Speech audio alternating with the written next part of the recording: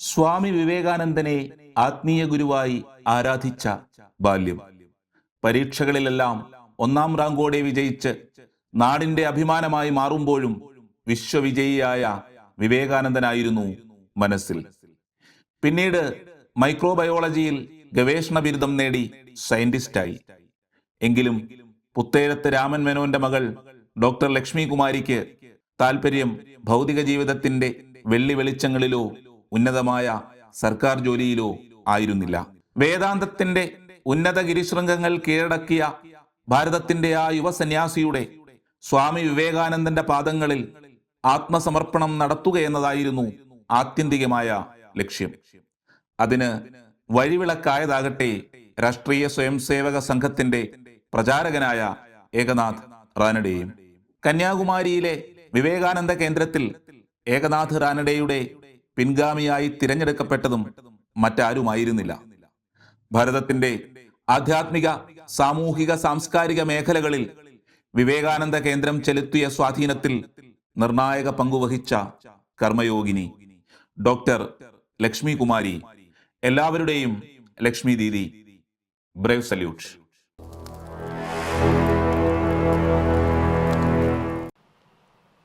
എല്ലാവർക്കും ഒരു അത്ഭുതമാണ്, ഒരു സയൻറ്റിസ്റ്റൊക്കെ ആയിരുന്നു കഴിഞ്ഞിട്ട് പിന്നെ ഞാനെങ്ങനെ വിവേകാനന്ദ ചരണങ്ങളിലേക്ക് വന്നതെന്ന്. അതിൽ അത്ഭുതമൊന്നുമില്ല. ഞങ്ങളുടെയൊക്കെ ചെറുപ്പകാലത്ത് വിവേകാനന്ദ സ്വാമി ഭാരത നഭോമണ്ഡലത്തിൽ തെളിഞ്ഞു നിന്നിരുന്ന കാലങ്ങളാണ്. 1948 മറ്റോ എൻ്റെ അച്ഛൻ അന്നത്തെ കൊച്ചിൻ സ്റ്റേറ്റിലെ ഹൈക്കോടതി ജഡ്ജായിരുന്നു. അദ്ദേഹം റിട്ടയർ ചെയ്തിട്ട് വന്ന് നാട്ടിൽ തൃശ്ശൂർ ഞങ്ങളുടെ ലക്ഷ്മി നിലയത്തിൽ ഞങ്ങൾ സെറ്റിൽ ചെയ്തപ്പോൾ എന്തുകൊണ്ടാണെന്നറിയില്ല, വിവേകാനന്ദ സ്വാമിയുടെ നിയോഗം കൊണ്ടായിരിക്കണം, അദ്ദേഹം സ്വാമിജിയുടെ ഷിക്കാഗോ പോസ്റ്റിലുള്ള ചിത്രം കൊണ്ടുവന്ന് നമ്മുടെ നടുത്തളത്തിൽ വെച്ചു. ഒരു സായന്തര വേള എനിക്ക് നല്ല ഓർമ്മയുണ്ട്. മണി 4 ഒരു സമയമാണ്, 3-നും 4-നും ഇടയ്ക്കാണ്. ആ ഫോട്ടോ കണ്ടിട്ട് എനിക്ക് എന്തെന്നില്ലാത്തൊരു അട്രാക്ഷൻ തോന്നി.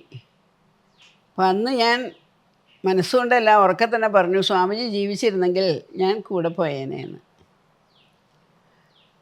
അങ്ങനെയാണ് സ്വാമിജിയുമായിട്ടുള്ള എൻ്റെ ആദ്യത്തെ ആത്മസമർപ്പണം. പിന്നെ കുട്ടിയല്ലേ, അതിനെപ്പറ്റി അത്ര കാര്യമായിട്ടൊന്നും ചിന്തിച്ചില്ല.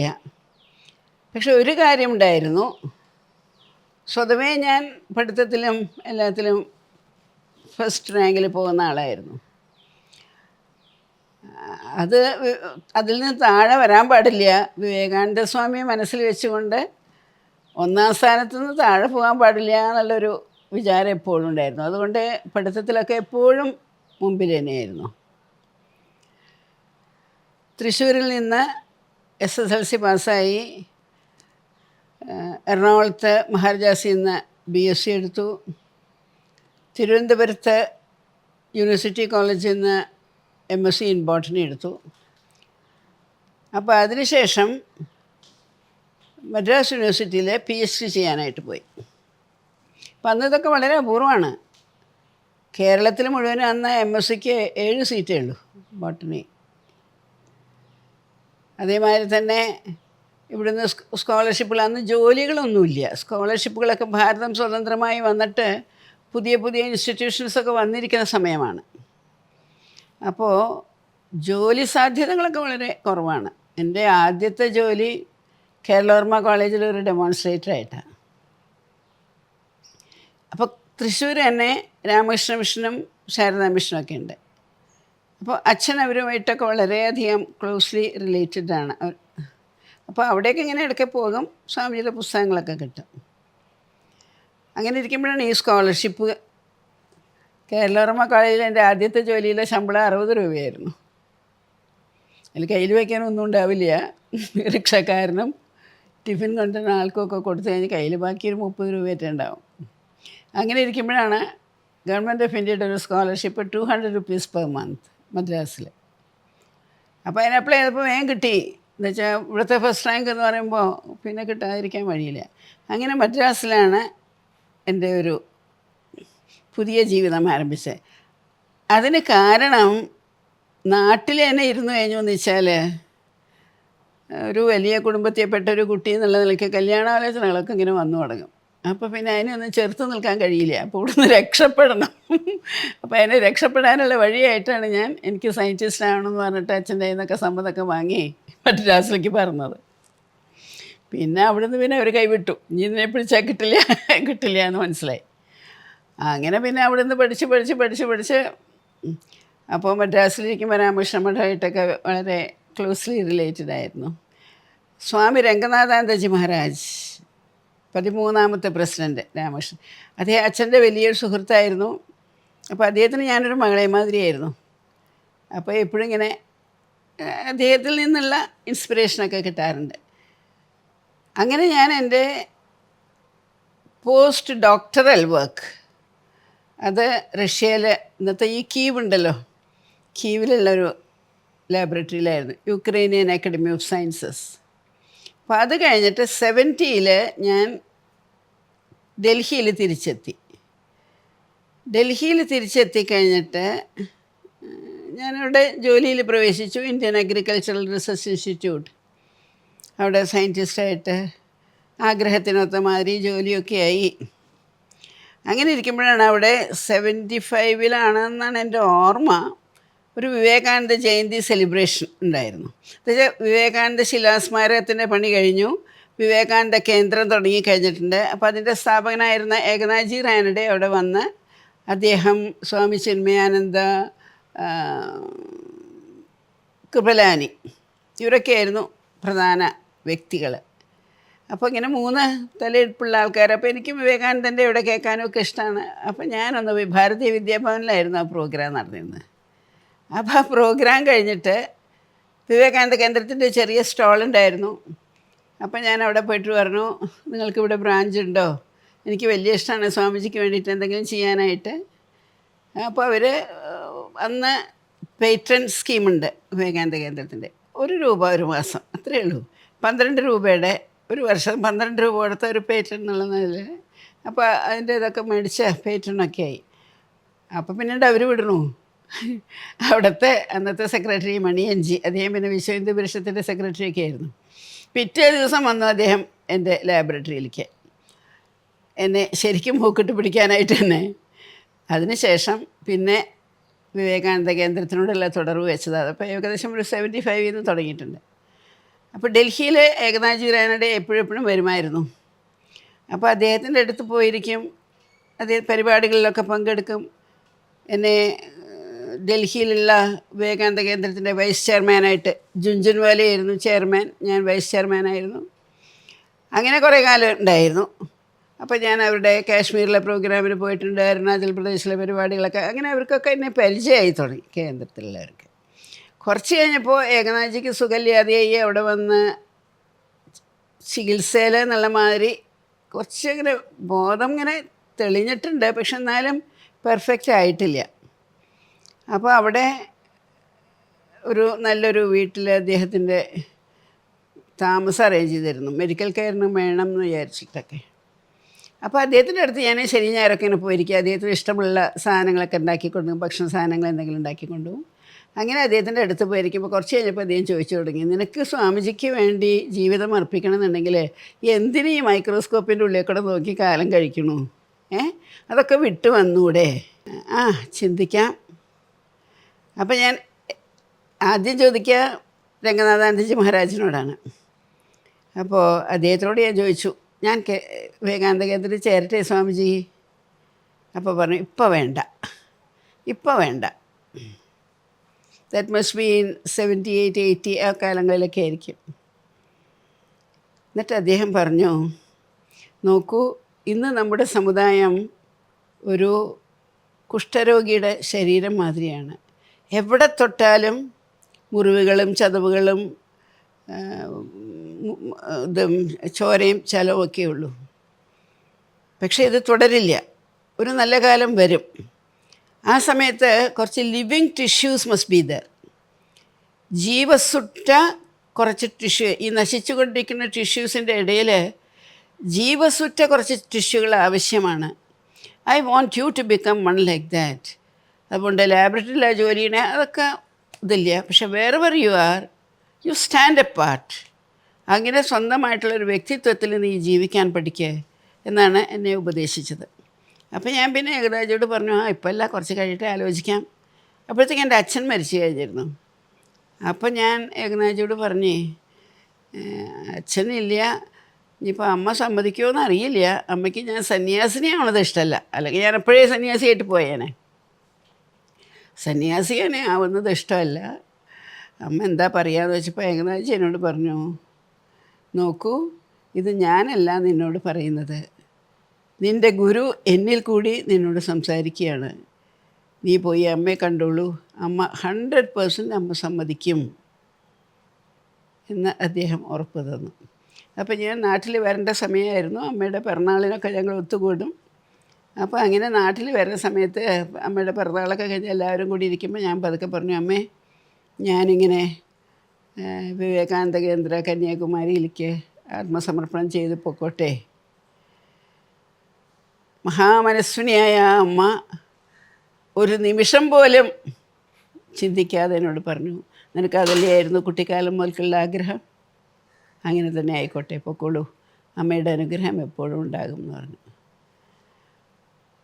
അപ്പോൾ ഏകനാഥ്ജി അവിടെ എന്നെ കാത്തിരിക്കുക കന്യാകുമാരിയിൽ. അവരുടെ ഒരു ആനുവൽ മീറ്റിംഗ് ഉണ്ട്.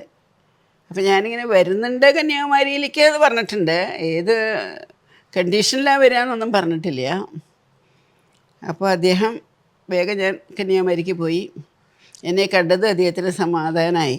ഓ, നീ വന്നു അല്ലേ, ഞാനിങ്ങനെ കാത്തിരിക്കുകയായിരുന്നു, എത്ര ദിവസമായിരുന്നു ഞാൻ ഉറങ്ങിയിട്ട്, നീ വരുമോ ഇല്ലയോ എന്നുള്ള ചിന്തയിലായിരുന്നു. അമ്മ എന്ത് പറഞ്ഞു? പറഞ്ഞു, അമ്മ സമ്മതിച്ചു പറഞ്ഞു. സന്തോഷമായി. പിറ്റേ ദിവസത്തിൽ തന്നെ അദ്ദേഹത്തിനെ ജോയിൻറ്റ് സെക്രട്ടറിയാക്കി. അത് കഴിഞ്ഞ് ഒരു കൊല്ലം കഴിഞ്ഞപ്പോഴത്തേക്കും അദ്ദേഹത്തിൻ്റെ ആരോഗ്യം സുഖമില്ലാത്ത കാരണം കമ്മിറ്റിക്ക് അവിടെ ഒരു വർക്കിംഗ് പ്രസിഡൻറ്റിനെ വെച്ചാൽ കൊള്ളാമെന്നുണ്ടായിരുന്നു. അപ്പോൾ അദ്ദേഹത്തിനോട് ചോദിച്ചു, ഏകനാഥ്ജി, അപ്പോൾ അദ്ദേഹം വളരെ സ്റ്റേണായിട്ടുള്ള ഒരാളാണേ.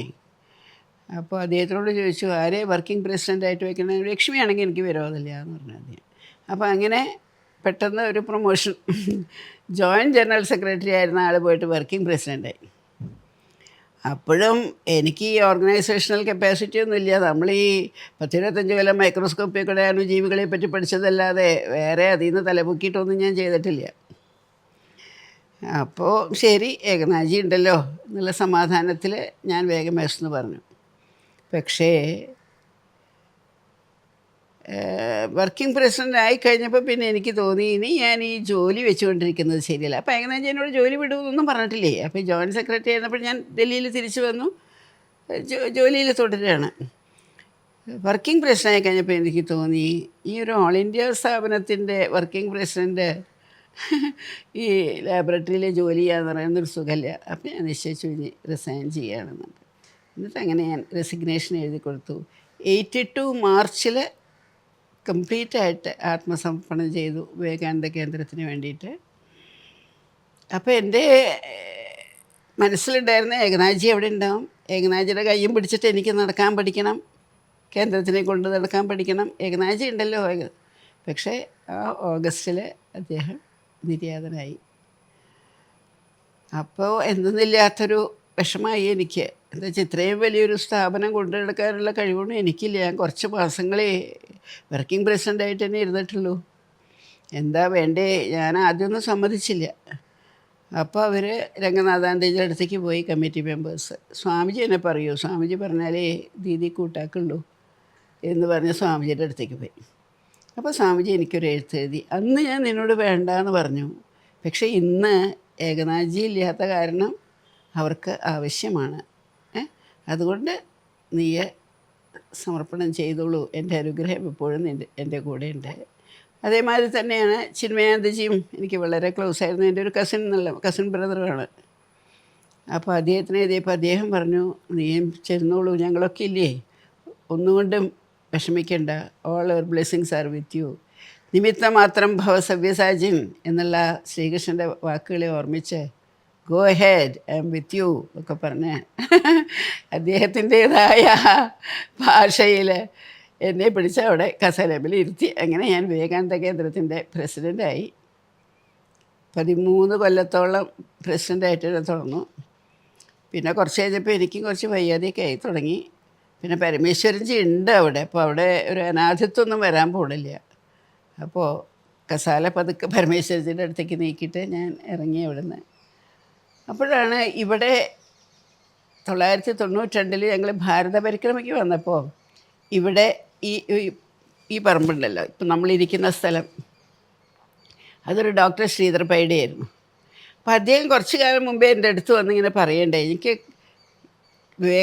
വിവേകാനന്ദൻ്റെ എന്തെങ്കിലും ഓർമ്മയ്ക്കൊന്ന് എൻ്റെ ആ സ്ഥലത്ത് വേണമെന്നുണ്ട്, വിവേകാനന്ദ കേന്ദ്രം ചെയ്യുമോ? അപ്പോൾ അന്ന് നമുക്ക് ആൾക്കാരൊക്കെ ഏകരാജിയുടെ മരണം കഴിഞ്ഞിട്ടുള്ള കാലമാണ്, കാലഘട്ടം.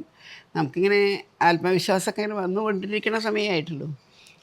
എവിടെയാണ് ആളൊന്നുമില്ല, നമുക്ക് കേരളത്തിൽ നിന്ന് നമുക്ക് വർക്കേഴ്സിനൊന്നും കിട്ടാനുമില്ല. അത് കാരണം നമ്മൾ ഇപ്പം അതിനെപ്പറ്റി ചിന്തിക്കില്ല പറഞ്ഞു. പക്ഷെ അദ്ദേഹം വിട്ടില്ല. ഞാനിവിടെ ഭാരത പരിക്രമയിൽ ഞാനാണ് ലീഡ് ചെയ്തിരുന്നത്. കൊടുങ്ങല്ലൂരിൽ നമ്മുടെ പബ്ലിക് ഫംഗ്ഷനിൽ ഡോക്യുമെൻ്റ് തന്നെ കയ്യിൽ തന്നു ഡൊണേഷനായിട്ട്, ഈ പറമ്പ്, ഈ 1 ഏക്കർ സ്ഥലം. അപ്പോൾ അങ്ങനെയാണ് ഇവിടെ വന്നത്. അപ്പോൾ പിന്നെ ഞാൻ അവിടെ നിന്ന് ഇറങ്ങിക്കഴിഞ്ഞപ്പോൾ കേരളത്തിൽ ഏതായാലും നമുക്ക് സ്ഥാപനമില്ല, എന്നാൽ ഇവിടെ തന്നെ ചെല്ലു ദീദി എന്ന് പറഞ്ഞിട്ട് അവർ ഇത് ഡെവലപ്പ് ചെയ്തു.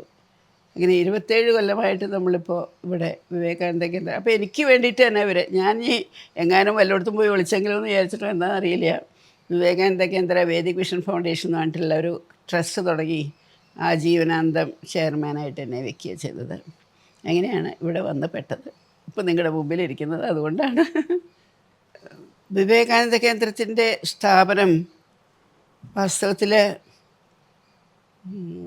മഹാന്മാരൊക്കെ പറഞ്ഞിരിക്കുന്നത്, രംഗനാഥാനന്ദജി മാതിരിയുള്ളവരൊക്കെ പറഞ്ഞെങ്കിൽ it was A need of the അവർ. എന്താ വെച്ചാൽ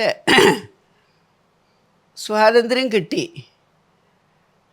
ആ സ്വാതന്ത്ര്യം കൊണ്ടു നടക്കാനുള്ള ആൾക്കാരെവിടെ എന്നാണ് വിവേകാനന്ദൻ എപ്പോഴും ചോദിക്കാറുള്ളത്. സ്വാതന്ത്ര്യമാണെങ്കിൽ ഞാൻ നിങ്ങൾക്ക് നാളെ മേടിച്ചു തരാം, പക്ഷെ അത് കൊണ്ടു നടക്കാനുള്ള ചുണക്കുട്ടികളെവിടെ എന്ന് അദ്ദേഹത്തിന് വ്യാകുലതയുണ്ടായിരുന്നു. അപ്പോൾ കന്യാകുമാരിയിൽ വിവേകാനന്ദ ശിലാസ്മാരകം വന്നതിൻ്റെ പിന്നിൽ തന്നെ വലിയൊരു കഥയുണ്ട്, എല്ലാവർക്കും അറിയാവുന്നതാണത്. പലരും അതിനെ എതിർക്കാനായിട്ട് നോക്കി, ഹുമയൂൺ കബീർ മുതലായിട്ടുള്ളവരൊക്കെ. അപ്പോഴാണ് ഏകനാഥ്ജി സ്ഥാനത്തെത്തുന്നതും. ആദ്യം അതിൻ്റെ ഒരു ജോയിൻറ്റ് സെക്രട്ടറിയായി, പിന്നെ ഓർഗനൈസിങ് സെക്രട്ടറിയായി, പിന്നെ പതുക്കെ അത് മുഴുവൻ കയ്യിലെടുത്തു. അദ്ദേഹത്തിൻ്റെ ജീനിയസ്, അദ്ദേഹത്തിൻ്റെ ഫോർസൈറ്റ്, അദ്ദേഹത്തിൻ്റെ വിഷൻ അത്ഭുതമാണ്. അദ്ദേഹത്തിൻ്റെ ഇത് വായിക്കുകയാണെന്നുണ്ടെങ്കിൽ തികച്ചും എതിർപ്പുണ്ടായിരുന്ന ഇതിനെയൊക്കെ മാറ്റി മാറ്റി മാറ്റി മാറ്റി എങ്ങനെ മുന്നോട്ട് പോയിട്ട് ആ ശിലാസ്മാരകം സമുദ്രത്തിൻ്റെ വക്കത്ത് സമ്മതിക്കില്ല എന്ന് പറഞ്ഞു, പാറമേലെ സമ്മതിക്കില്ല എന്ന് വേറൊരു കൂട്ടർ പറഞ്ഞു. ഭക്തവത്സലം തീരെ എതിരായിരുന്നു. അവിടെയുള്ള കുറച്ച് നല്ലവർക്കായിരുന്നു ഒരാഗ്രഹം, സ്വാമിജിക്കുള്ള ഒരു സ്ഥാപനം അവിടെ വേണമെന്നുള്ളത്. ഏകനാഥ്ജി വന്നപ്പോൾ ഏകനാഥ്ജിക്ക് മനസ്സിലായി ഈ എതിരാളികളെയൊക്കെ നേരിടണമെങ്കിൽ ഒരു വഴിയുള്ളൂ, അതിനെ ഓൾ ഇന്ത്യ ലെവലിലേക്ക് ഉയർത്തണം. ഈ അന്ന് കേരളമാണല്ലോ, ഈ കേരളത്തിൻ്റെ ചുറ്റുവട്ടത്ത് നിന്നു വെച്ചാൽ അത് കേരളമല്ല ഉണ്ട്, അന്ന് അല്ലേ മാറിക്കഴിഞ്ഞിരിക്കണം. കമ്മിറ്റി അധികം കേരളക്കാർ തന്നെയായിരുന്നു തോന്നുന്നുണ്ട്, കേരളീയനും മന്നത്ത് പത്മനാഭനൊക്കെ ആയിരുന്നു. ഇവിടെ തന്നെ ഇങ്ങനെ ഒതുങ്ങി നിന്നാൽ ഇറ്റ് വിൽ നോട്ട് ഗ്രോ. അതുകൊണ്ട് എല്ലാ ആസ്പെക്ട്സും അദ്ദേഹം പഠിച്ചു. ദേവസ്വത്തിന് എന്താണ് പറയാനുള്ളത്, നാട്ടുകാർക്ക് എന്താ പറയാനുള്ളത്, എന്തുകൊണ്ടാണ് അവിടെ ഈ പ്രോബ്ലം വന്നത്, അതെല്ലാം പഠിച്ചു കഴിഞ്ഞിട്ട് അദ്ദേഹത്തിന് മനസ്സിലായി കുഴപ്പമൊന്നുമില്ല, വെറുതെ ഒരു കുഴപ്പമുണ്ടാക്കാൻ വേണ്ടിയിട്ടുള്ള ഒരു അറ്റംപ്റ്റാണ്. അപ്പോൾ അതിനെ ഓൾ ഇന്ത്യ ലെവലിലേക്ക് ഉയർത്താൻ വിചാരിച്ചു. അദ്ദേഹം ഡൽഹിയിൽ പോയി. അദ്ദേഹത്തിൻ്റെ നല്ലൊരു കൂട്ടുകാരനായിരുന്നു ലാൽ ബഹദൂർ ശാസ്ത്രി. ശാസ്ത്രിജിയോട് സംസാരിച്ചപ്പോൾ ശാസ്ത്രിജി പറഞ്ഞു, ഒരു കാര്യം ചെയ്തോളൂ, ഇപ്പോൾ ഏതായാലും പാർലമെൻറ്റ് കൂടിയിരിക്കുന്ന സമയമല്ലേ, കുറേ 19 പാർലമെൻറ്റ് മെമ്പേഴ്സിൻ്റെ കയ്യിൽ നിന്ന് വിവേകാനന്ദ സ്വാമിക്ക് വേണ്ടിയിട്ട് ഒരു സ്മാരകം ശിലമേൽ വിവേകാനന്ദ ശിലമേൽ വേണമെന്നുള്ളൊരു ഇത് മേടിക്കാം നമുക്ക്, എന്നിട്ട് ഞാനത് പണ്ഡിറ്റ്ജിയുടെ മുമ്പിൽ വയ്ക്കാം. അപ്പോൾ അദ്ദേഹം ആണെങ്കിൽ സമ്മതിക്കുമായിരിക്കും. ഏകനാഥ്ജിയിലെ ആൾ 2-3 ദിവസം പാർലമെൻറ്റിൽ പോയി രാവിലെ തൊട്ട് വൈകുന്നേരം ഇരുന്ന് അവരുടെ എല്ലാവരുടെയും സിഗ്നേച്ചർ മേടിച്ചു. ദാറ്റ് എ ശിലാസ്മാരകം should come into being on that Vivekananda Shila എന്ന് പറഞ്ഞിട്ടുള്ളത്. ഓരോരുത്തരെയും കണ്ട് അവരോട് സംസാരിച്ച് അവരെ കൺവിൻസ് ചെയ്തിട്ട് ശാസ്ത്രിജിയെ കാണാൻ ചെന്നു. എന്താ ഏകനാഥ്ജി കുറച്ച് പേരെങ്കിലൊക്കെ സംഭവിച്ചോ? ഓ അതേ ഞെട്ടിപ്പോയി. എല്ലാ മെമ്പേഴ്സും ഒരാളെതിര് പറഞ്ഞില്ല. എല്ലാവരും yes that is A need of the അവർ. പിറ്റേ ദിവസം ശാസ്ത്രിജി പറഞ്ഞ ഇന്ന് തന്നെ പണ്ഡിറ്റ്ജിയെ കണ്ട് സംസാരിച്ചിട്ട് നാളത്തെ പേപ്പറിൽ പണ്ഡിറ്റ്ജി അതിനെ പറ്റിയിട്ട് ക്ലിയറായിട്ട് പറയുന്നു. പിറ്റേ ദിവസം പേപ്പറിൽ അതേമാതിരി പണ്ഡിറ്റ്ജിയുടെ ശിലാസ്മാരം അവിടെ വരണം, വിവേകാനന്ദ സ്വാമിക്ക് വേണ്ടിയിട്ടുള്ളതെന്ന് പറഞ്ഞിട്ടുള്ളൊരിത് വന്നു. പിന്നെ ഞാൻ ആർക്കെ എതിർക്കാൻ സഹിക്കുക. അപ്പോൾ അങ്ങനെ അത് സമ്മതം കിട്ടി. ഇനി സമ്മതം കിട്ടാനുള്ള അവിടെ എന്താ വരാൻ പോണേന്നുള്ളതാണ്. പദ്മ പണിതോളൂ എന്നുള്ള സമ്മതമാണ് കിട്ടിയിരിക്കുന്നത്. എന്താ അവിടെ പണിയാൻ പോണേന്നുള്ളതിൻ്റെ സമ്മതം കിട്ടിയിട്ടില്ല. അത് ലോക്കൽ ഗവൺമെൻറ്റിൻ്റെ തന്നെ വേണം. ഭക്തൽവാശ്രമം ഒരു 15 അടിയിൽ എന്തെങ്കിലും ഒരു ശില വെച്ചിട്ട് അത് സ്വാമിജിയുടെ പ്രതിമ വെച്ചോളൂ പറഞ്ഞു. കാറ്റും വെയിലൊക്കെ കൊണ്ട് ഉപ്പും കൊണ്ടാണ് പിന്നെ എന്തിനുള്ളത്. അപ്പം ഈ ഭക്തവത്സലത്തിനെ എങ്ങനെയാണ് ഒന്ന് മനം മാറ്റുക എന്ന് വിചാരിച്ചിട്ട് അദ്ദേഹത്തിൻ്റെ കണ്ടുപിടിച്ചു. അദ്ദേഹത്തിന് ആര് പറഞ്ഞാലും അദ്ദേഹം കൂട്ടാക്കുക. ഏകനാഥ്ജിയുടെ ഒരു ചാതുര്യം എന്ന് ഞാൻ പറഞ്ഞല്ലോ. അപ്പോൾ ആരോ പറയാം അദ്ദേഹത്തെ വലിയ ശങ്കരാചാര്യസ്വാമികളുണ്ടായിരുന്നല്ലോ കാഞ്ചീപുരത്തെ പരമാചാര്യൻ. അദ്ദേഹം പറഞ്ഞാൽ കേൾക്കും. പോയി അവിടേക്ക് പരമാചാര്യൻ്റെ അടുത്ത് പോയി ഇങ്ങനെയൊക്കെ കാണിച്ചു കൊടുത്തു. അപ്പോൾ തൻ്റെ കയ്യിലുണ്ട് ചിത്രവും വരച്ചതും പ്ലാനും എല്ലാം കയ്യിലുണ്ട്. എന്നിട്ട് കാണിച്ചു കൊടുത്തപ്പോൾ അദ്ദേഹം വിവേകാനന്ദ സ്വാമിക്ക് വേണ്ടിയിട്ട് ഇങ്ങനെ ഒരു ടെമ്പിൾ തന്നെയാണ് വേണ്ടത്. പക്ഷെ അത് ടെമ്പിൾ ആവരുത്. ടെമ്പിളിൽ നിന്ന് വ്യത്യസ്തമായിട്ട് നമ്മുടെ കലയിലുള്ള നല്ലതൊക്കെ കൂട്ടിച്ചേർത്ത് ശില്പകലാ ചാതുര്യോട് കൂടിയിട്ട് നമുക്ക് നല്ലൊരു സ്ട്രക്ചർ ഉണ്ടാക്കാം. സമ്മതം കിട്ടി അദ്ദേഹത്തിൻ്റെ കയ്യിൽ നിന്ന്. പിന്നെ ഭക്തവത്സലത്തിനെ കാണാൻ പോയി. ഭക്തവത്സലത്തിനെ കണ്ടപ്പോൾ അദ്ദേഹം ഈ 15 അടി ഇതുള്ള എന്തെങ്കിലും നിൽക്കുകയാണ്. അപ്പോൾ പറഞ്ഞു, അല്ല അപ്പോൾ പരമാചാര്യർ പറയണത് ഇങ്ങനെയാണെന്ന് പറഞ്ഞു. പരമാചാര്യർ പറഞ്ഞാൽ അത് തന്നെ നടക്കട്ടെ. അങ്ങനെ പരമാചാര്യർ പറഞ്ഞ മാതിരി ആ ശില രൂപം കൊണ്ടാൻ തുടങ്ങി. പൈസ എവിടുന്ന് ഇതൊക്കെ ഉണ്ടാക്കണ്ടേ? ഹിന്ദുക്കൾ എന്തെങ്കിലും ചെയ്യാൻ തുടങ്ങിയാൽ പൈസ വരുമോ? നമുക്ക് പൈസയില്ല കയ്യിൽ. സോ ഏകനാഥ്ജിയുടെ ജീനിയസാണ് അദ്ദേഹം. അതിനെ ഈ ഓൾ ഇന്ത്യ ലെവലിലേക്ക് അങ്ങോട്ട് ഉയർത്തി എല്ലായിടത്തും എല്ലാ സ്റ്റേറ്റിലും പോയി എല്ലാവരെയും കണ്ട് ബ്രോഡ്കാസ്റ്റ് വഴി, അന്ന് ടെലികാസ്റ്റ് ഇല്ല, ആൾക്കാരോടെല്ലാം പറഞ്ഞ് 1 രൂപ 5 രൂപ 10 രൂപ എന്നൊക്കെയുള്ള മാലത്തെ ടിക്കറ്റുകൾ ഉണ്ടാക്കിയിട്ട് ഭാരതത്തിൽ നിന്ന് മുഴുവനുമായിട്ട് എല്ലാവരെയും, it has to be a people's project, by the people for the people. അത് കാരണം ടാറ്റാ ബിർള അവരൊക്കെ ഉണ്ട്, അവരുടെ അടുത്തൊക്കെ പോയി സാധിക്കും വേണമെങ്കിൽ. പക്ഷെ അത് പാടില്ല.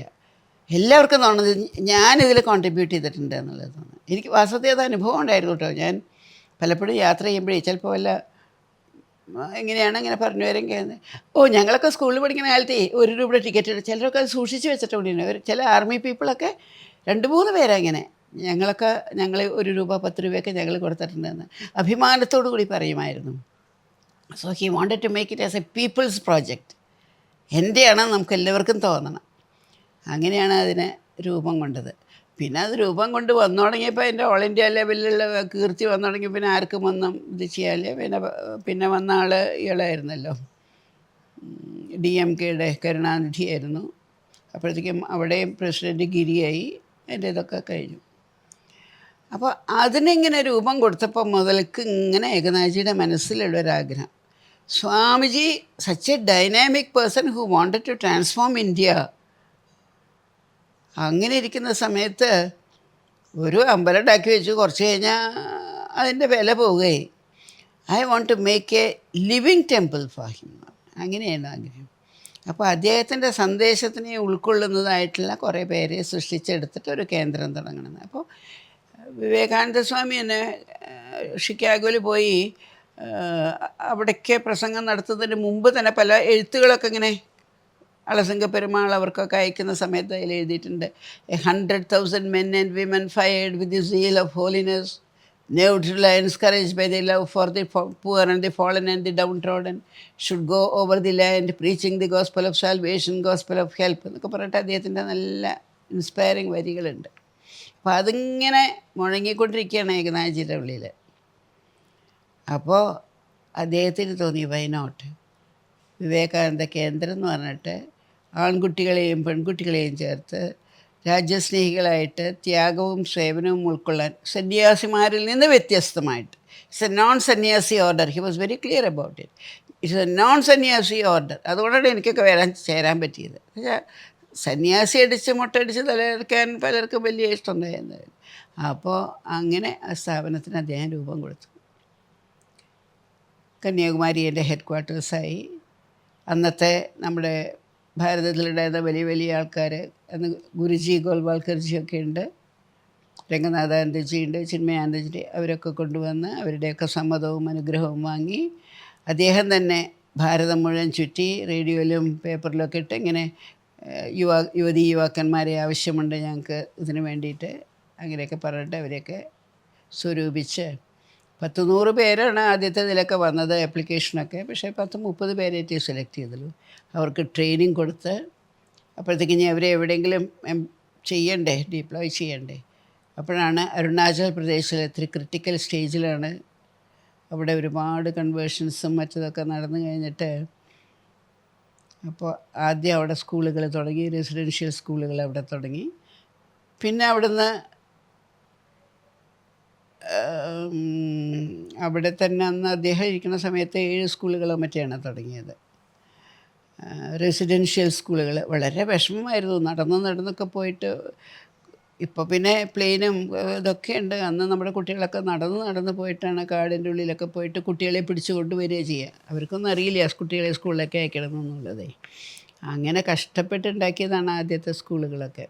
പിന്നെ ഇന്നിപ്പോൾ നമുക്ക് ഏകദേശം ആ ഏരിയയിൽ ഒരു 100 സ്കൂളുകളോളം ഉണ്ട്.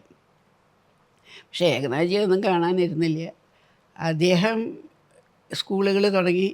അതിൻ്റെ ഇടയിൽ കുറച്ച് ഇപ്പോൾ ഈ നമ്മൾ സംസ്കാരവർഗം എന്നൊക്കെ പറയണ മാതിരി കുറച്ച് പേർക്ക് ഇങ്ങനെ നല്ല കാര്യങ്ങളൊക്കെ പറഞ്ഞു കൊടുത്ത്, പിന്നെ പതുക്കെ ഒരു റൂറൽ ഡെവലപ്മെൻറ്റ് പ്രോഗ്രാം തുടങ്ങി. ഞങ്ങളുടെ ഒരു സീനിയർ വർക്കറുണ്ട്, കൃഷ്ണമൂർത്തിജി. അദ്ദേഹം is A very good social worker. അദ്ദേഹത്തിന് നല്ല വിഷനും അറിവുമൊക്കെ ഉള്ളതാണ്. അദ്ദേഹത്തിൻ്റെ ഗൈഡൻസിലാണ് റൂറൽ ഡെവലപ്മെൻറ്റ് പ്രോഗ്രാംസ് തുടങ്ങി. പിന്നെ തന്നെ വേറെ അവിടെ ഒരു ലൈഫ് വർക്കർ വാസുദേവ്ജി, അദ്ദേഹം ഇത്തിരി നാച്ചുറൽ റിസോഴ്സസ് ഡെവലപ്മെൻറ്റുമായിട്ടൊരു തുടങ്ങി. കൊച്ചു ബാലവാടികൾ ചുറ്റും തുടങ്ങി. ആ കണ്ടീഷനിലാണ് ഞാൻ അവിടെ ചെല്ലുന്നത്. ഞാൻ ചെന്നിട്ട് മാർച്ചിൽ ഞാൻ ചെന്നു, ഓഗസ്റ്റിൽ അദ്ദേഹം നിര്യാതനായി. അത് കഴിഞ്ഞിട്ട് ഇപ്പോൾ നമുക്ക് ആദ്യം ചെയ്യേണ്ടത് ഇതൊക്കെ ഒന്ന് ഉറപ്പിച്ച് വയ്ക്കുക. ബ്രാഞ്ച് സെൻറ്റേഴ്സ് തുടങ്ങി. ഭാരതത്തിൻ്റെ almost every district has 1 branch centre. I think 100-ലധികം ബ്രാഞ്ച് സെൻറ്റേഴ്സ് ഉണ്ട് നമുക്ക്. ആൾക്കാരും വർക്കേഴ്സും ഒക്കെ ഉണ്ട്. അപ്പോൾ അതിൻ്റെ ഇടയിലാണ് പെട്ടെന്നൊരു ഐഡിയ തോന്നിയത്. 892 സ്വാമിജിയുടെ യാത്ര. ഇപ്പോൾ 1992 വരാൻ പോവുകയാണ്. നമ്മളതിനെ ഒന്ന് ഉപയോഗിച്ചിട്ട് സ്വാമിജിയുടെ മെസ്സേജ് നമുക്ക് ഭാരതത്തിൽ മുഴുവനും പരത്താൻ കഴിഞ്ഞാൽ നന്നായിരിക്കും എന്ന് വിചാരിച്ചു. അങ്ങനെ ഇരിക്കുമ്പോഴാണ് എവിടുന്നാണ് തുടങ്ങേണ്ടത്. ആദ്യം തന്നെ ഒരു യാത്രയുടെ രേഖ ഉണ്ടാക്കണം. കൽക്കട്ട മുതൽ കന്യാകുമാരി വരെ അദ്ദേഹം എവിടെയൊക്കെ പോയി, ആരെയൊക്കെ കണ്ടു, ആരോടൊക്കെ സംസാരിച്ചു, നമ്മൾ അതിൻ്റെ ഒരു രൂപരേഖ ഉണ്ടാക്കണം. അപ്പോൾ അതിന് ഉള്ളൊരു ബാക്ക്ഗ്രൗണ്ടൊക്കെ തയ്യാറാക്കാനായിട്ട് ഞങ്ങൾ ഒരു വാണ്ടറിങ് മങ്ക് എക്സിബിഷൻ, അവിടെ കുറച്ചൊരു പ്ലോട്ട് ഉണ്ടായിരുന്നു കന്യാകുമാരിയിൽ. അത് നമ്മൾ ഉപയോഗിച്ചില്ലെങ്കിൽ ഗവൺമെൻറ് തിരിച്ചെടുക്കുന്നുള്ള സ്ഥലം വന്നു. അപ്പം അവിടെ എന്താ ചെയ്യാന്ന് വെച്ചപ്പോൾ ഞാൻ വിചാരിച്ചു അവിടെ ഒരു നല്ലൊരു എക്സിബിഷന് രൂപം കൊടുക്കാം എന്ന് പറഞ്ഞിട്ട് വാണ്ടറിങ് മങ്ക് എന്ന് പറഞ്ഞിട്ടുള്ളൊരു എക്സിബിഷൻ ഉണ്ട് കന്യാകുമാരിയുടെ ഏറ്റവും അറ്റത്ത് തന്നെ. അതിന് രൂപം കൊടുത്തു. അപ്പോൾ അവിടെ വരുന്നവരൊക്കെ സ്വാമിജിയുടെ ഭാരതയാത്രയെ പറ്റി നല്ല വിവരണങ്ങളൊക്കെ കിട്ടും. പിന്നെ ഈ യാത്ര തുടങ്ങാനായിട്ട് വിചാരിച്ചപ്പോൾ അത് ഒത്തിരി വിഷമമാണ്. കൽക്കട്ട മുതൽ കന്യാകുമാരി വരെ 19 പേര് യാത്ര ചെയ്യാന്ന് പറഞ്ഞാൽ അവരുടെ ഭക്ഷണം, താമസം, സൗകര്യം അതൊക്കെ വേറെ. അതിന് പുറമേ പരിപാടികൾ നമ്മൾ നടത്തണേ. നമ്മളങ്ങനെ കാറും യാത്രയായിട്ട് പ്രൊസഷനായിട്ട് പോന്നാൽ പോരല്ലോ. അപ്പോൾ അവിടുത്തെ സ്കൂളുകൾ, അവിടെ ആരാണ് വെൽവിഷേഴ്സ്, ആരാണ് നമുക്ക് ഹോസ്റ്റ് ചെയ്യുക, അങ്ങനെ ഒരു ഇത് നടത്തണം എന്ന് വിചാരിച്ചിട്ട് ഒരു മേജർ ജനറൽ കുക്കററ്റി എന്ന് പറഞ്ഞിട്ട് ഇന്ത്യൻ ആർമിയിൽ നിന്നുള്ള ഒരു റിട്ടയേർഡ് ജനറൽ ഉണ്ടായിരുന്നു. അദ്ദേഹം പറഞ്ഞാൽ ഐ വിൽ ഗോ റൗണ്ട് എന്നാണ്. അദ്ദേഹം 1-2 പേര് കേന്ദ്രത്തിൽ നിന്നുള്ളവരും കൂടിയിട്ട് ഒരു വലിയ സംരംഭം കൽക്കട്ടയിൽ നിന്ന് കാറിൽ വന്ന് നമ്മളിപ്പോൾ യാത്ര തുടങ്ങാൻ പോകുകയാണെങ്കിൽ ഏത് റോഡിൽ കൂടെ വരണം, ഏത് റോഡിൽ കൂടെ എത്ര ആൾക്ക് പോകാൻ സാധിക്കും, എവിടെയാണ് ഓവർ ഹെഡ് ബ്രിഡ്ജ് വരുന്നത്, ഇപ്പോൾ നമ്മൾ സ്റ്റാച്യു കൊണ്ടുപോവുകയാണെങ്കിൽ എവിടെ, ഇങ്ങനെ എല്ലാ ഡീറ്റെയിൽസും ഒക്കെ തയ്യാറാക്കിക്കൊണ്ട് ഒരു രൂപരേഖ തയ്യാറാക്കി യാത്രയുടെ. അപ്പോൾ അതിനു മുമ്പ് തന്നെ നമ്മൾ ഓരോരോ സെൻറ്റേഴ്സിനും എവിടേക്കാണ് നമ്മൾ നിൽക്കാൻ പോകണത് അവിടെയൊക്കെ പോയി അവിടെ ഒരു ലോക്കൽ കമ്മിറ്റി ഉണ്ടാക്കി അവരോട് ഇന്ന സമയത്ത് യാത്ര വരും, അവർക്ക് ഇന്ന സഹായങ്ങൾ ചെയ്തു കൊടുക്കണം, താമസം, സൗകര്യം എല്ലാം ചെയ്തു കൊടുക്കണം. അങ്ങനെ അതിമനോഹരമായിട്ടുള്ളൊരു രൂപരേഖ തയ്യാറാക്കി.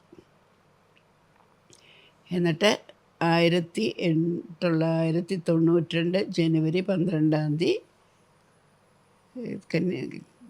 കൽക്കട്ടയിൽ നിന്ന് ആ യാത്ര ആരംഭിച്ചു. 50 വളണ്ടിയേഴ്സ്, 9 വെഹിക്കിൾസ്, അതിൽ ഒരു വെഹിക്കിള് സ്റ്റാച്യു, സ്വാമിജിയുടെ സ്റ്റാച്യു ആയിട്ടുള്ളത്. അതിൻ്റെ പിന്നിൽ അപ്പോൾ ഞാനന്ന് ഇത്രയും വലിയ യാത്ര ചെയ്യണമെന്ന് അവർക്കാർക്കും വലിയ ഇഷ്ടമില്ലായിരുന്നു. ദീദി ഇങ്ങനെ 347 ദിവസത്തെ യാത്രയൊക്കെ ചെയ്യാൻ പറ്റുമോ എന്നിങ്ങനെ വിചാരം ഉണ്ടായിരുന്നു. അപ്പോൾ അതിൻ്റെ ഇടയിൽ എന്ത് സംഭവിച്ചു എന്നറിയോ? ഒരു October 31 I think early morning I had A phone call. അപ്പോൾ ഇതിൻ്റെ മുഴുവനും ചാർജ് വഹിച്ചിരുന്നത് മേജർ ജനറൽ കുക്കററ്റിയാണ്, എല്ലാം പ്ലാൻ ചെയ്തതും യാത്രയൊക്കെ. അന്ന് പെട്ടെന്ന് രാവിലെ എനിക്ക് ഡൽഹിയിൽ നിന്നൊരു കോള് വരുന്നു. അനിൽ ബത്ര, നമ്മുടെ ഫ്രണ്ട്, ദീദി general Kukreti passed away, heart അറ്റാക്കായിട്ട്. അത് ഞാനിങ്ങനെ കേട്ടുകൊണ്ടിരിക്കുമ്പോൾ എൻ്റെ മറ്റേ ചെവിയിൽ വേറൊരു ഹൃദയത്തിൻ്റെ ഒരു വിളി, ഇത് നിനക്കാണ് ചെയ്യാനുള്ളത്, ഇത് വേറെ ആരെയും ഏൽപ്പിക്കാനുള്ളതല്ല എന്ന് എൻ്റെ ഗുരുദേവൻ എന്നോട് പറയുന്നതുമായിട്ടുള്ളൊരു ഉൾവിളി. അപ്പോൾ വെളിച്ചായി ഇതൊക്കെ പറഞ്ഞപ്പോൾ ഞാൻ പറഞ്ഞു, നോക്കൂ, ഇനി there is no going back. It was as though my guru has commanded me, നീ തന്നെ ഈ യാത്ര ചെയ്യണം എന്നുള്ളത്. അതുകൊണ്ട് ഞാൻ ഈ യാത്രയിൽ മുഴുവൻ പങ്കെടുക്കും. നിങ്ങൾ ആരെന്ത് പറഞ്ഞാലും ശരി, സ്വാമിജി എനിക്ക് അതിന് വേണ്ട ആരോഗ്യമൊക്കെ തരും എന്ന് പറഞ്ഞിട്ട് ആ 347 ദിവസം 20,000 കിലോമീറ്റർ, 600 ചില്ലാനം ലെക്ചേഴ്സ്, ഹിന്ദി, തമിഴ്, മലയാളം, ഇംഗ്ലീഷ് എല്ലാ ഭാഷകളിലും സംസാരിച്ചുകൊണ്ട് ഈ ഒരു നല്ല സംഘം 50 പേര്. അപ്പോൾ ഓരോരോ സെക്ഷനായിട്ട് തിരിച്ചു ഇന്ത്യയെ. ഇപ്പോൾ ഈ സുധാരണയ്ക്ക് ഇരുന്നത് ജയ്പൂർ സെക്ഷനാണ്, ചിലർ ബംഗാളികളിൽ കൂടുതലുള്ള ബംഗാളിയുള്ള സെക്ഷൻ, ഗുജറാത്ത്, അങ്ങനെ നമ്മൾ ആ യാത്രയുടെ പരിപാടി മുഴുവനും അങ്ങനെ വരുന്ന സമയത്താണ് നമുക്ക് അന്ന് പ്രസിഡൻറ്റ് വെങ്കട്ടരാമനായിരുന്നു പ്രസിഡൻറ്റ്. അദ്ദേഹം തന്നെ നമ്മളെ രാഷ്ട്രപതിമാനിലേക്കൊക്കെ വിളിച്ച് റിസപ്ഷനൊക്കെ തന്നു. അങ്ങനെ അതിഗംഭീരമായിട്ടുള്ള രാമകൃഷ്ണ മിഷൻ പോലും ചിന്തിക്കാത്തതായിട്ടുള്ള ഒരു വലിയ പരിപാടി. നമുക്കുള്ള ആരാ ലാസ്ലൻ ട്യൂബ്രോ ആണോ അതോ ആരൊക്കെ എനിക്ക് മറന്നുപോയി ഇപ്പോൾ, വണ്ടി വെഹിക്കിൾസൊക്കെ തന്നു. അതിഗംഭീരമായിട്ടുള്ളൊരു യാത്രയായിരുന്നു അതിൽ പങ്കെടുത്തവർക്കൊന്നും ജീവിതത്തിൽ മറക്കാൻ സാധിക്കാത്തതായിട്ടുള്ളത്. രാവിലെ 3 മണി 4 മണിയാകുമ്പോഴത്തേക്ക് എണീറ്റ് നമ്മളൊക്കെ തയ്യാറായി തുടങ്ങും യാത്ര. ബ്രേക്ക്ഫാസ്റ്റിന് ഏതെങ്കിലും ഒരു പോയിന്റിലെത്തും, അവിടെ ഒരു ചെറിയൊരു പ്രോഗ്രാം ഉണ്ടാവും, അവിടെ ഒരു കമ്മിറ്റി ഉണ്ടാവും, അവർ നമുക്ക് ബ്രേക്ക്ഫാസ്റ്റ് തരും. അവിടുന്ന് പിന്നെ പോകും. അപ്പോഴത്തേക്കൊരു ടൗണിൽ എൻട്രി ചെയ്യുമ്പോൾ അവിടുത്തെ ആൾക്കാർ പ്രൊസഷനൊക്കെ തയ്യാറായി നിൽക്കുന്നുണ്ടാവും. അവിടുന്ന് ഞങ്ങളൊരു പ്രൊസഷൻ, അത് കഴിഞ്ഞിട്ട് അവിടുത്തെ 3-4 സ്കൂളുകളിൽ പോവുക. വൈകുന്നേരം ആകുമ്പോഴത്തേക്കും കുറച്ചും കൂടിയും പോയി കഴിഞ്ഞിട്ട് വലിയൊരു ഘോഷയാത്ര, ആ ഘോഷയാത്രയ്ക്ക് തയ്യാറായിട്ടുള്ള പബ്ലിക് ഉണ്ടാവും അവിടെ. അങ്ങനെ എല്ലാ സ്റ്റേറ്റുകളിൽ കൂടി നമ്മളിങ്ങനെ കടന്നു, എല്ലാ സ്റ്റേറ്റും പറഞ്ഞാൽ സ്വാമിജി യാത്ര ചെയ്ത് കൽക്കട്ടയിൽ നിന്ന് തുടങ്ങി ബീഹാറാണ് പിന്നെ അവരുടേതുണ്ട്. കൽക്കട്ട, ബീഹാർ, UP, ഡൽഹി, രാജസ്ഥാൻ, ഗുജറാത്ത്, അങ്ങനെ വന്നിട്ട് കന്യാകുമാരിയിൽ 25-ാം തീയതി യാത്ര സമാപിച്ചു. അതിൽ മുഴുവനും പങ്കെടുക്കാനും സ്വാമിജിയുടെ മെസ്സേജ് പകർന്നു കൊടുക്കാനുള്ള എന്തെന്നില്ലാത്തതായിട്ടുള്ളൊരു അനുഗ്രഹം എനിക്ക് കിട്ടുകയുണ്ടായി. അത് കഴിഞ്ഞ് കന്യാകുമാരിയിലെത്തി. അപ്പോഴത്തേക്കും വേൾഡ് പാർലമെൻറ്റ് ഓഫ് റീജിയൻസിൻ്റെ സെൻറ്റിനറിയായി. അപ്പോൾ അതിനുള്ള ഇൻവിറ്റേഷൻ കിട്ടി സെൻറ്റിനറിയിൽ പങ്കെടുക്കാനായിട്ട്. വർഷത്തിൽ 3 കൂട്ടരാണ് സെൻറ്റിനറി അറേഞ്ച് ചെയ്തിരുന്നത്. ഒന്ന് the old centenary committee, Chicago parliament world religion നടത്തിയ അന്നത്തെ ആ കമ്മിറ്റിക്കാരുടെ സെൻറ്റിനറി സെലിബ്രേഷൻ. അത് വാഷിങ്ടണിൽ അല്ല, അത് ഷിക്കാഗോയിൽ വെച്ചിട്ട്. വിശ്വ ഹിന്ദു പരിഷത്ത് വേൾഡ് ഹിന്ദു ഓർഗനൈസേഷനായിട്ട് അത് വാഷിങ്ടണിൽ വെച്ചിട്ട്. രാമകൃഷ്ണ മിഷൻ കൽക്കട്ടയിൽ വെച്ചിട്ട്. അതിൽ 3ലും പങ്കെടുക്കാനും ഷിക്കാഗോയിൽ പോയി പ്രസംഗിക്കാനും വാഷിങ്ടണിൽ പോയി പ്രസംഗിക്കാനും ഇതിനൊക്കെയുള്ള ഒരു ഭാഗ്യം കിട്ടേണ്ടേ. മാത്രമല്ല, നീ വേറൊരു എന്താ പറയണ്ടേ, ഗുരു അനുഗ്രഹിച്ചാൽ ഞാൻ പറയും, ഞാൻ എൻ്റെ ഒരു ജീവിതകഥ എഴുതുകയാണെങ്കിൽ അതിനെന്താ ഞാൻ ടൈറ്റിൽ കൊടുക്കുക?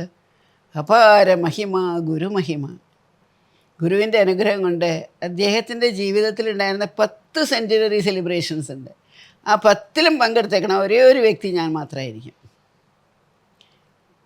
1863 സെൻറ്റിനറി 963. അന്ന് ഞാൻ മദ്രാസിലെ സ്റ്റുഡൻ്റാണ്. ഞങ്ങളൊരു ബാച്ച് സ്റ്റുഡൻറ്റ് പോയി ബേലൂർ മഠിലൊക്കെ താമസിച്ച് അതിൽ പങ്കെടുത്തു. സമാധി 1902, സെൻറ്റിനറി 2002. എന്നാൽ കന്യാകുമാരിയിൽ നമ്മൾ ആഘോഷിക്കുകയുണ്ടായി. അദ്ദേഹം കൊളംബോയിൽ വന്നിറങ്ങിയപ്പോൾ അവിടുന്ന് അദ്ദേഹത്തിൻ്റെ ഫേമസ് ആയിട്ടുള്ള രാമേശ്വര യാത്ര, അവിടെ നിന്നുള്ള 9 ദിവസത്തെ യാത്ര, അങ്ങനെ എന്തെന്നില്ലാത്തതായിട്ടുള്ള ഒരു അനുഗ്രഹം ജീവിതത്തിൽ കിട്ടി. അതുകൊണ്ടൊക്കെയാണ് പിന്നെ തോന്നിയത് ഇനി ബാക്കിയുള്ളവർക്കൊക്കെ കിട്ടില്ല, ഞാനും അടങ്ങി ഒതുങ്ങി ഇവിടെ ഇരിക്കട്ടെ എന്ന് തോന്നിയിട്ടാണ് ഇവിടെ വന്നിങ്ങനെ ഇരിക്കണത്.